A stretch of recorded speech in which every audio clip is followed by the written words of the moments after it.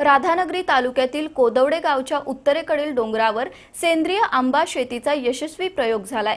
शंकर पाटील या युवा शेतकऱ्यानं 2 एकरातील शेतीच्या बांधावर फळझाडं लागवड केली। शिवाय अन्य पिकं सेंद्रिय पद्धतीने घेऊन वर्षाला 3 लाख रुपयांपेक्षा अधिक नफा मिळवलाय। खडकाळ जमिनीत शेती करण्याचा प्रयत्न यशस्वी झाला असून हा अभिनव प्रकल्प अनेकांना मार्गदर्शक ठरतोय। कोदवडे गावच्या शंकर पाटील या शेतकऱ्याच्या खडकातून सेंद्रिय शेती फुलवण्याच्या प्रयोगावर बी न्यूजचं हे विशेष वृत्त। सेंद्रिय शेती म्हणजे अपुऱ्या उत्पन्न, प्रचंड कष्ट आणि त्या तुलनेत नफा कमी अशी शेतकरी वर्गात समजूत आहे। पण कोदवडे इथल्या शंकर श्रीपती पाटील या युवा शेतकऱ्यानं आपल्या डोंगराळ शेतीमध्ये सेंद्रिय शेतीचा प्रयोग यशस्वी केलाय। खडकाळ जमिनीवर 2 एकर जागेत आंबा लागवड केली आहे। स्वतः शासकीय सेवेत असलेल्या शंकर पाटील यांनी शेतीचं प्रेम जोपासलंय। त्यासाठी डोंगराच्या पायथ्याशी विहिरीची खुदाई करून संपूर्ण डोंगरावर ठिबकद्वारे पाणीपुरवठा केला आहे।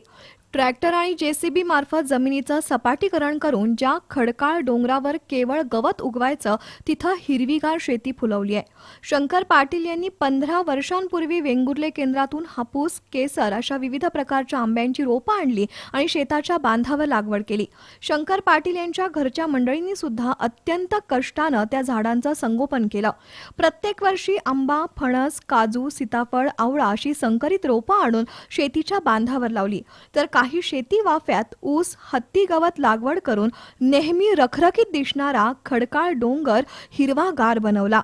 हापूस, केशरी, रत्ना, पायरी या जातीच्या आंब्याची 200 पेक्षा अधिक झाडं आता बांधावर डौलानं उभी आहेत। तर फळभाज्या, मसाले देणारी झाडं सुद्धा तरारून आली आहेत। या पिकांना केवळ सेंद्रिय खतं दिली जातात।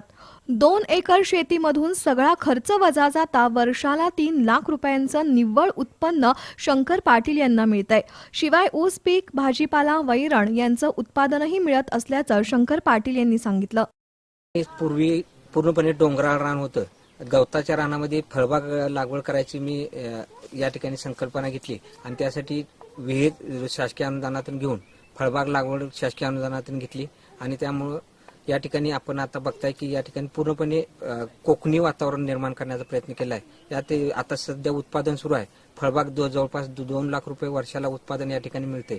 ऊसाचं जवळपास 50 टनाचं उत्पादन मिळते आणि त्याचबरोबर वर्षभराची हिरव्या जनावरांच्या हिरव्या वैरणीची सोय या ठिकाणी मी केलेली आहे। अशाच प्रकारे त्याचप्रमाणे ठिबक संपूर्ण क्षेत्र माझं ठिबकवर आहे। सौर ऊर्जेचा प्रकल्प या ठिकाणी मी राबवलेला आहे आणि पूर्णपणे नैसर्गिक शेती गांडूळ खताचं युनिट आहे आणि असं नैसर्गिक शेती करण्याचा प्रयत्न मी या ठिकाणी। डोंगराळ शेतीमध्ये भात, नाचणी या खरीप पिकांचं फारसं उत्पन्न मिळत नव्हतं। पण शासनाच्या विविध योजनांचा लाभ घेत सेंद्रिय फळझाडं लागवडीचा प्रयोग यशस्वी झालाय। शिवाय गायी, म्हशी पालन करून शेतीपूरक दूध व्यवसाय जोमानं सुरू आहे। त्याबरोबरीनं गांडूळ खत निर्मिती, भाजीपाला यातूनही उत्पन्न मिळत असल्याचं सौरभ पाटील यांनी सांगितलं। बघितलं तर या माध्यमातून आपल्याला वर्षभर जनावरांचा गवताळ चारा होतोय। त्याच्यानंतर आपल्याला वर्षभर सीझनल बारमाही सगळ्या प्रकारची फळं आपल्याला सीझनल सगळी खायला मिळतात आणि तुम्ही हे बघू शकता अशा प्रकारचे बांध आपण इथूनच या दगडातून केलेले आहेत। त्याच्यामुळे नॅचरली त्याला कंपाऊंड ही जवळपास सगळीकडे झालेलं आहे। अशा तऱ्हेने माझ्या वडिलांनी आणि आमच्या सगळ्या कुटुंबियांनी कष्ट करून त्यांनाही रोजगार मिळालेला आहे यातून आणि शासनाच्या सर्व योजनांचा उपयोग घेऊन, फायदा घेऊन आपण हे प्रकारचे फुलवलेलं आहे। दरम्यान शंकर पाटील यांनी आंबा, चिकू, आवळा, काजू आणि मसाले पदार्थ यांचीही लागवड करून त्यातूनही चांगलं उत्पादन घेतलंय। विशेष म्हणजे सर्व शेती केवळ सेंद्रिय पद्धतीनंच केली जाते। अगदी आंबा पिकवण्यासाठी सुद्धा कोणतंही केमिकल वापरलं जात नाही। ज्या खडकाळ जमिनीवर शेती होऊ शकेल असं वाटलं सुद्धा नव्हतं त्या डोंगरावर पाटील परिवारानं सेंद्रिय शेतीचा आदर्शवत प्रयोग यशस्वी केलाय। बी न्यूजसाठी कोदवडेहून बंटी पाटीलसह आनंदराव सरापले।